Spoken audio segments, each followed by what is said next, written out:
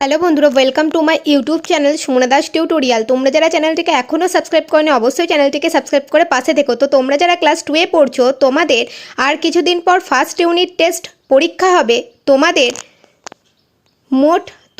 পরীক্ষায় নম্বর থাকবে 20 নম্বরের পরীক্ষা হবে, সময় থাকবে 40 মিনিট। তো আজকে আমরা গণিতের প্রশ্নপত্র নিয়ে আলোচনা করব।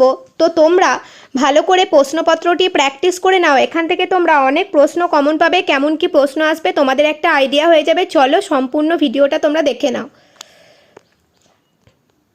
প্রথম দেখো কি আছে, সঠিক উত্তরের মাথায় টিক চিহ্ন দাও। কি আছে, তাল গাছ আম গাছের চেয়ে লম্বা না খাটো? তো তাল গাছ আম গাছের চেয়ে লম্বা। লিচু তরমুজের চেয়ে ভারী না হালকা? লিচু তো তরমুজের থেকে হালকা। দৌড়ে যে প্রথম হয় সে সবার সামনে থাকে না পেছনে থাকে? যে প্রথম হয় সে তো সবার সামনে থাকে।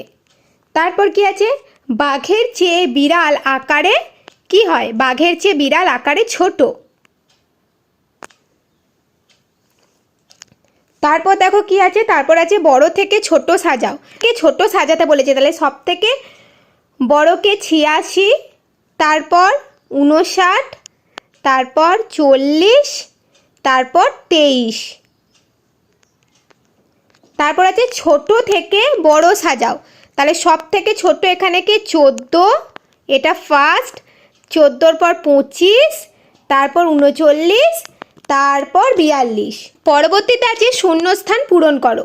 দেখো কি আছে, প্রথম প্রশ্ন, পরপর অবস্থান বোঝাতে যে সংখ্যা ব্যবহার করা হয় তাকে ড্যাশ বলে? তাকে বলে ক্রমপর্যায় সূচক বা পূর্ণবাচক সংখ্যা। 165 সংখ্যাটিতে 6-এর স্থানীয় মান কত?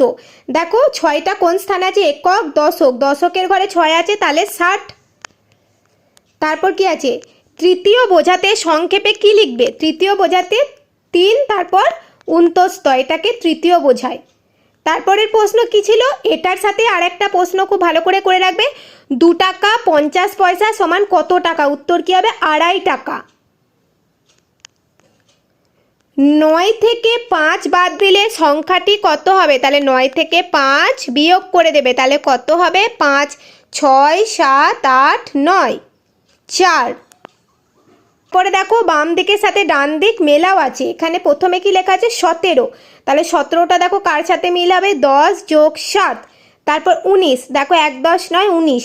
তারপর 15, 1 10 5 15। তারপর 13, 10 প্লাস 3। এইভাবেও আসতে পারে, এইভাবেও আসতে পারে, আবার কথায় বানান বিস্তৃত আকারে তোমাদের মিলটা দিতে পারে। তারপর দেখো কিছু বড় প্রশ্ন আছে, অঙ্কগুলো তোমাদের সমাধান করতে হবে। কি বলেছে? একটি দোকানে 15টি লাল টুপি ও 12টি নীল টুপি আছে।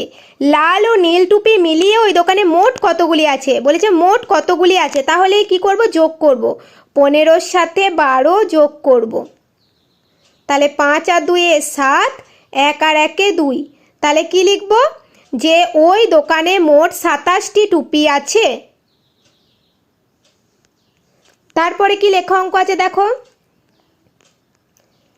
সৌমেনের কাছে 9টি ফুল ছিল, সে বৃষ্টিকে 3টি ফুল দিয়ে দিল।